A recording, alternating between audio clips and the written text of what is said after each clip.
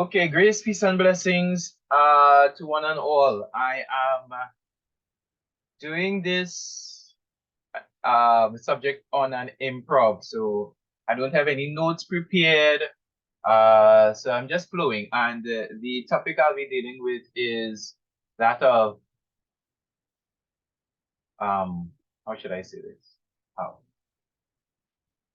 researched or sounding researched. Now,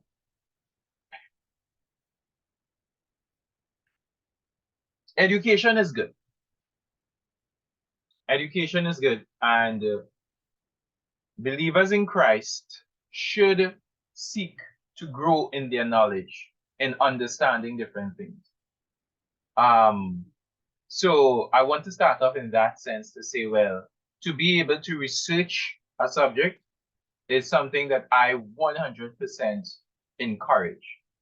So as I get further into this conversation, which is not intended to be long, at least for this recording, but as I get further into this dialogue, I want to make sure and start with that. In those who would watch and listen, you would understand that I am not against research. I am in full support of research. That said, there is a view by some folks whereby somebody, when presenting a situation, speaking on a topic, you must sound researched. You must sound like when you speak, you must sound as if you did research. And I have a bit of a concern with that because the question jumps up in my mind is this: how does someone sound researched? Probably you can help me. How does someone sound researched? Like when you speak, when I speak, when you speak, how do you sound research? How does that sound like? What is the template for that I could point to and say this person sounds research, or that person sounds as if they did do research? How does that manifest itself? How can I point to that and show that, yes, this person sounded as if they did research? How? Yeah, and I know persons might say, but brother, that's an easy question. Um, uh, you just have to listen to what the person says. Oh, is it so? You just have to listen. Well, if you hold to that view and hold to your view, don't shake. Hold to your view. If you hold to that view, then when speaking with someone and that person starts to tell you about the Koine Greek and they start to tell you about the history of the church and so on, and they go keep hitting different things with Greek language and Hebrew language, and they end up going to the part of Jesus was really a Greek god. The name Jesus was a Greek god. What do you do with that? What do you do with that? Do you go along with what the person says? Because the person starts to hit some historical aspects, certain historical narratives. Do you agree with that?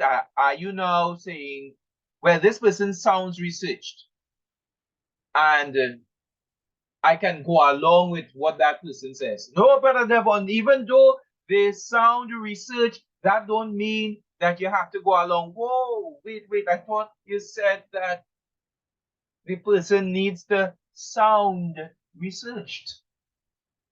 They need to sound as if they have done research.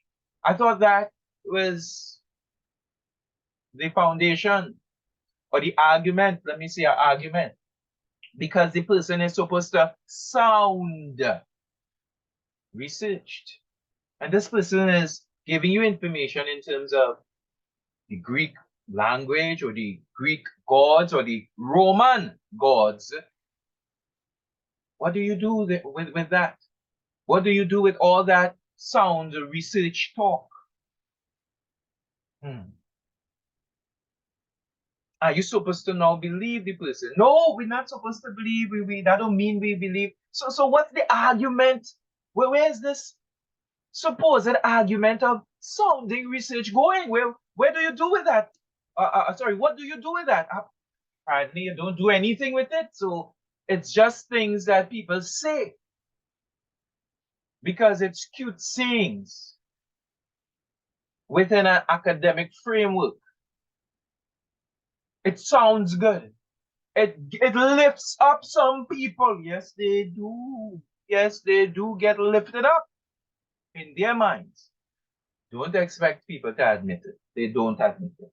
People don't admit they get lifted up. Only when they become humble and they look back at themselves and they are willing to speak, then they can say, yeah, boy, I was lifted up in my mind. I thought that talk was solid. No, it wasn't solid. The talk wasn't solid. Because there are people who could sound research, and then there are people who not sound in research. For example, the fishermen, Jesus's disciples. When the disciples, after Jesus's death, burial, and resurrection, when the disciples went about doing their ministry, proclaiming the risen Jesus, the Jewish leaders, the supposed spiritual leaders, the ones who are supposed to know better. We always have that, those who know better and know more than the others who don't sound researched. So those who know better, they recognize that these men were unlearned. That's what the scripture tells us. They recognize that these men were unlearned. These men weren't scholars. But the important thing is, even though they had a speech that was not sounding researched, that did not invalidate the word they had to present. Even though these men didn't sound as learned as the others, the high ones now, you know the high ones, even in church, yes, in church and out the church, the high ones who have status, who have following, yes, those high ones, they didn't sound, the disciples didn't sound like these men. They didn't put their words together in the same framework. They didn't come with the same approach in terms of, okay, I'll start to speak from a prolific view, a philosophical standpoint, and present to you lofty words that will engross you in my world. No, they didn't talk like that. They spoke in a way that the average person could understand. The average person. Now, you see, that's the problem here, because sometimes the highfalutin folks want to have everybody on their level of highfalutin. So they can be smelling in the air, have their nose in the clouds. They're very high. While Christ and the rest of his disciples, they talk to the average person. And the word, as well as the power, worked in a magnificent way. People connected with what was being said, the average person. While the highfalutin, they can catch. That goes on even today. That goes on even today, especially with people who only focus or mainly focus on that research, or you must sound researched. I tell you, there are persons within the Islamic world. There are folks within the Hindu world. There are persons within atheism. There are persons within the Jehovah's Witness movement. There are persons in every aspect of life that sound researched when they speak. Yes, they do. In all categories, they sound researched. But sounding researched is not the gospel. That's not the gospel. You being able to say Jesus Christ came, he lived, he died, and he rose from the dead, that more powerful than all the research, all the highfalutin people have. Now, again, some of the highfalutin people not going to present themselves as highfalutin. They are not. They are going to present themselves as very normal and very humble. Wait till you start to hit some things that they don't like. That's where the problem comes. That is it. It's not about sounding researched and so on. It's about hitting at things people don't want to have touched. That's the issue. Because if I touch something that you like, if I touch something you do not want to stop, I am a problem. And we have to do something about the problem. And people have very clever ways to do their things. They have it. But all plans fail eventually.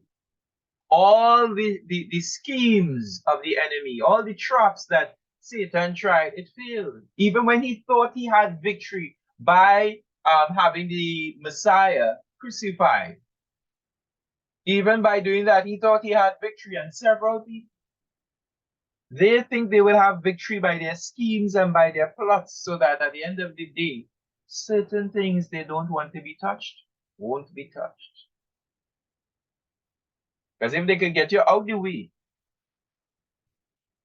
once you're out the way, you can't touch what they don't want you to touch.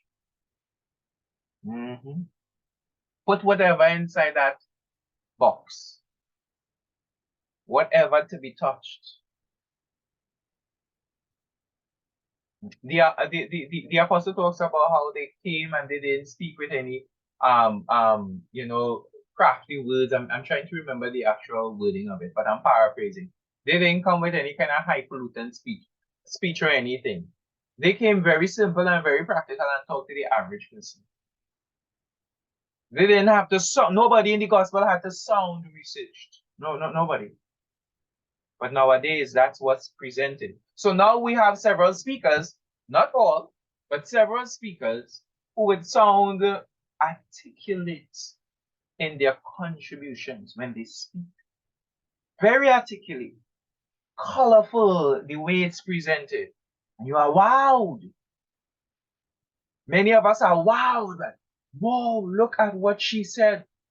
Ooh, look at what he said. But stop. Did you have a conversation? Did you start to break down the things that the person spoke on?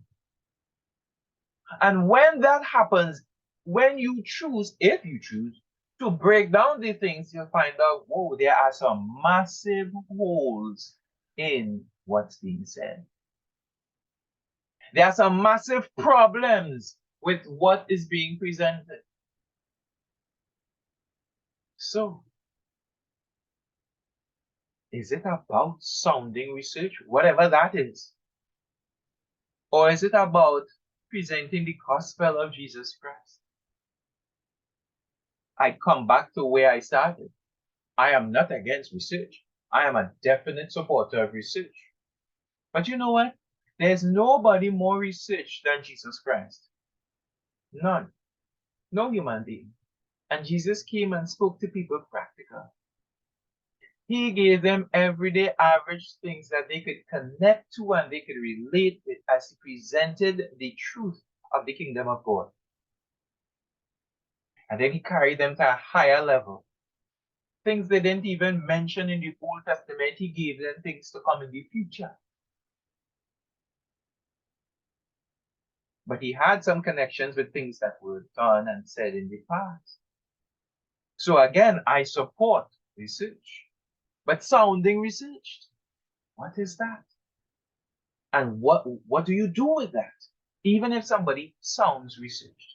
You have one person who sounds researched telling you that Jesus Christ was the Archangel Michael. And then you have another person not sounding researched. and telling you that Jesus Christ is the Son of the living God. He is God, as a matter of fact. What do you do? Do you go with the person who sounds researched? Or do you go with the person that is telling you about the truth in Christ? What do you do? That decision is up to you. That decision is up to me. I can't go by the glitz and glamour. That's what has been happening for years, even within the church.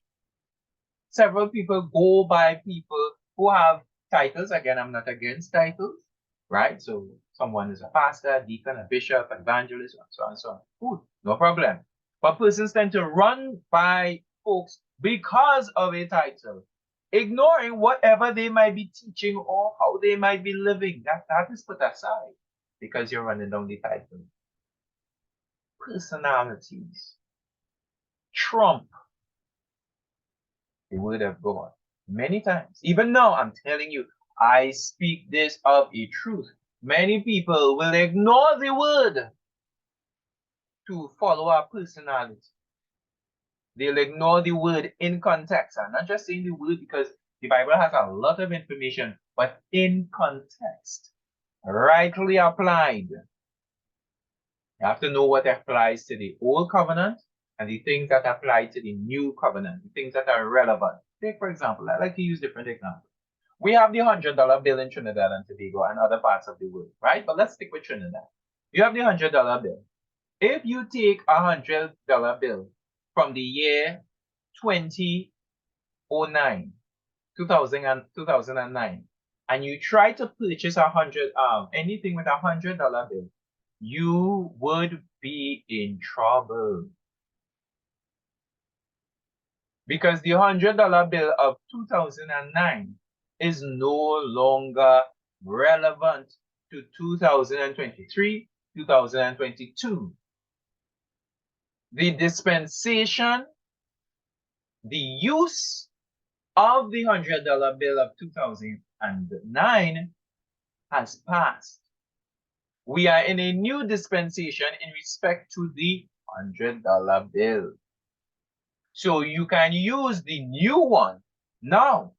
But even in the year 2009, you could not use a 2023 $100 bill, even if it was made, if it was printed, and it was to be put out in the year 2020, 2021, if it printed early, but not given as yet. Like several movies have done years in advance, but not presented the same year, not shown the same year. They are shown sometimes 2-3 years in the future.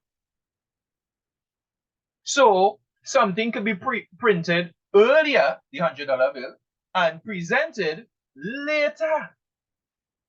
So we can't just say because something in the Bible, you just use it because in the Bible. You have to see the relevance for the usage of something at its time period.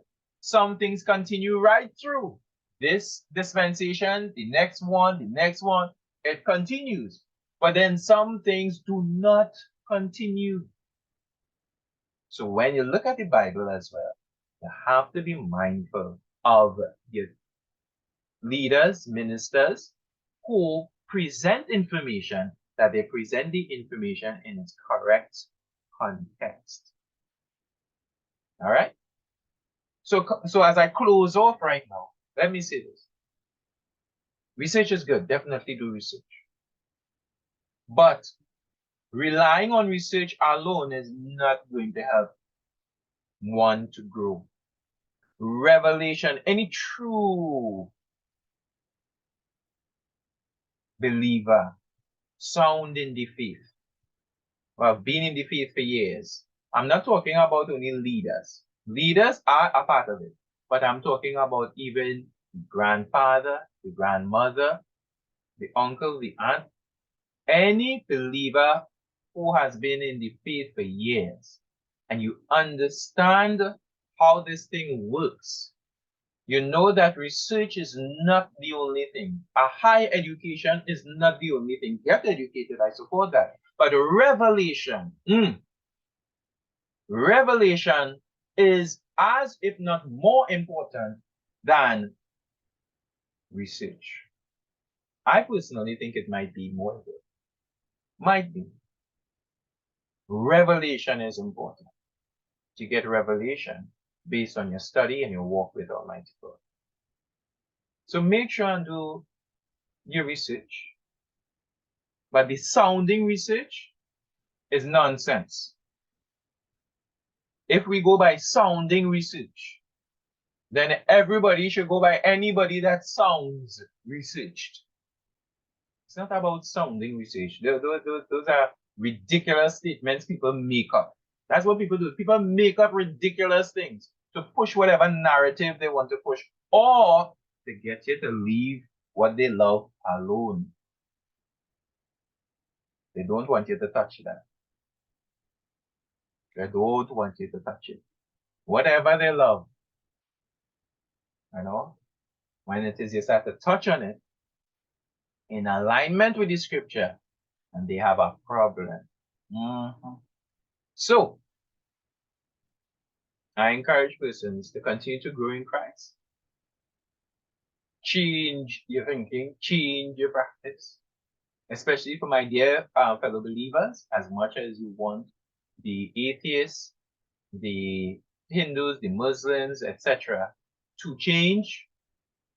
Don't be a hypocrite, wanting other people to change while you yourself will not change. Don't be a hypocrite. All right? If you yourself cannot change, when the truth is addressed within a subject, if you can't change, do this. Put your finger on your lip and stay quiet. Because if you can't change, you have no right to ask anybody else to change. Fairness is seen by willing to do the very thing you ask others to do. If you can't do it, shh. Don't talk. So this is Brother Devon wrapping up and saying, you all have a beautiful day. This is my first this is my first recording in private, and then it will, as you're watching it, it has been published, right? It has been. So this is the first time I'm trying different things, right? So y'all continue to support the YouTube, Facebook, IG stuff that is done, and be blessed. Look out for my books. Check out my books on Amazon, and yeah, support our brother. Blessings, guys. Y'all have a fantastic day. Let me see. Oh, where's the stop button? All right, this is this stuff. Be blessed.